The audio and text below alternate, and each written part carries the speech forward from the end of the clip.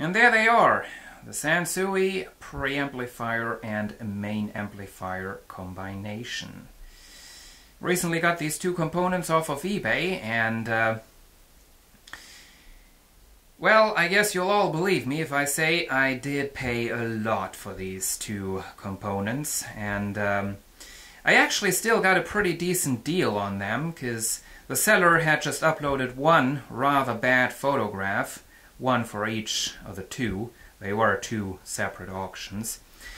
And the only thing in the way of article description, in the way of information that you got, was that they used to work when they were set up, and that the seller would not give any kind of warranty, and that he sold them as non-functional just to avoid getting into any trouble.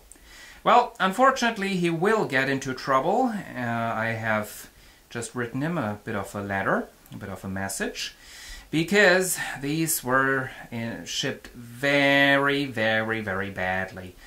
The boxes that these arrived in were just all smashed up and beaten up, and luckily not much in the way of damage, but still enough to justify 2 new episodes of DrCassette's workshop. Well, here we are, and in this episode we are going to take a look at the Sansui preamplifier.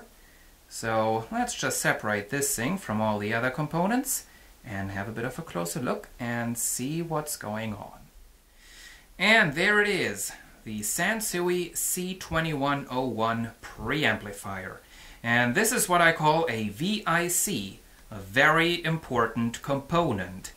And it's so important that I actually went ahead and cleaned off my workbench. And regular viewers will know that is a very unusual sight they are seeing right now. Anyway, let's get up closer and take a bit of a look. There it is, Sansui C-2101. And now, as you can see, this knob right here is missing. And this knob right here, it is a metal knob, but with a plastic insert, and that is broken, so the knob does turn infinitely, and that doesn't work. Also, we do have some pretty bad scratches up there. Don't really care for those, it's not too bad. But I will be looking out for a parts unit, and once I have one, I will go ahead and swap out the faceplate and get those knobs right there, so that this is going to look perfect again, or hopefully perfect. Now those damages were visible on the seller's photograph, so I'm not complaining about that. Let's go ahead and take a look inside. Now the inside, as you can see, it's not too terribly impressive, but it is easy to service. All the undersides of the circuit boards are you can reach them without running into any major problems. So if I should have to do a recap inside of here, it won't be a big problem. I am not going to do a recap right now. I just don't think it's necessary. But maybe in 10 years. Anyway, let's take a bit of a tour. So you can see we're having a decent sized toroidal transformer right there in a black metal box for shielding.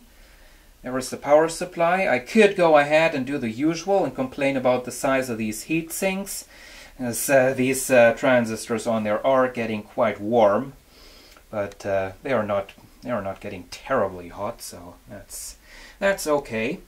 Here we have the main audio circuitry, I guess. This is the actual amplifier, phono preamplifier, and input selector, which, as you can see, works with quite a lot of relays.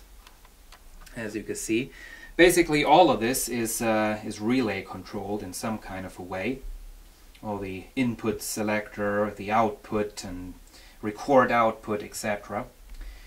This is for the tone controls right here, the circuit board upside down, and of course the circuit boards up front are for the tone, for the logic control. Now, as you can see, this is kind of bent, but I don't know why. This must be an issue of the material, because there is nothing that that is or has been forcing this to be bent like this.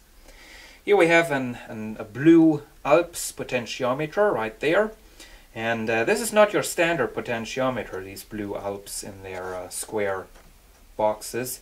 These are precision parts, and they are quite expensive. Nevertheless, this thing is going to need a good amount of contact spray, and so do a lot of other switches. Now, you may have seen this thing, and in case you now wonder, what on earth is that? Well, this, although it does look kind of wrong, this actually is very, very nice to have. This is a phono signal transformer. What this does is it takes the very, very, very faint signals coming from a moving coil pickup cartridge. It takes those signals and transforms them so that the electronics can have a bit of an easier job amplifying them to a regular level. And if they would do that with transistors and integrated circuits and everything, you're going to end up having a lot more hiss and a lot more other bad influence on the signal. This is actually a very nice solution, these transformers, and this is actually the high-end way of doing it.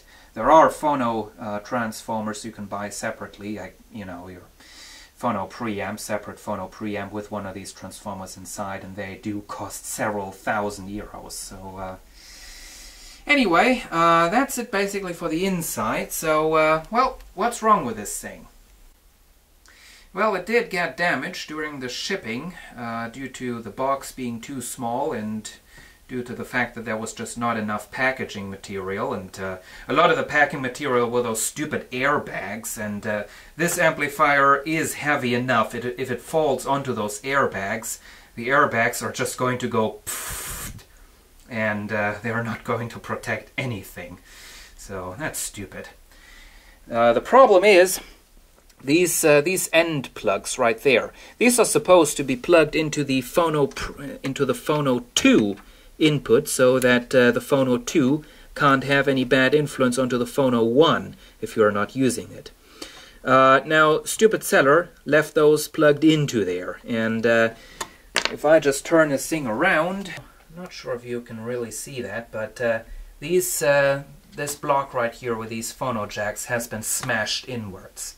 It is pushed in, the metal, the screw right there, that is all bent, and it actually ripped the jacks off of the circuit board, the ground connections. When I tested the unit, I just got a very, very loud hum out of the phono preamp when I had a record player connected, because there was no ground connection, and you know, the ground had to work its way from the record player to the preamp through the mains, so that's not a good solution. These are kind of bent as well, but not as badly. So what I'll hopefully be doing is I'm going to go ahead and take this whole entire back panel off of there, and I'll hopefully be able to carefully hammer this out again and back into its place. And judging by what I've seen from those jacks so far on the underside of the circuit board, I will have to add some little jumper wires, because the traces of the circuit board are actually ripped apart. Aside of that, it does work. Aside from needing some contact spray, of course, already mentioned that. The other thing I'll have to do is these selector switches, these selector buttons, these are logic buttons.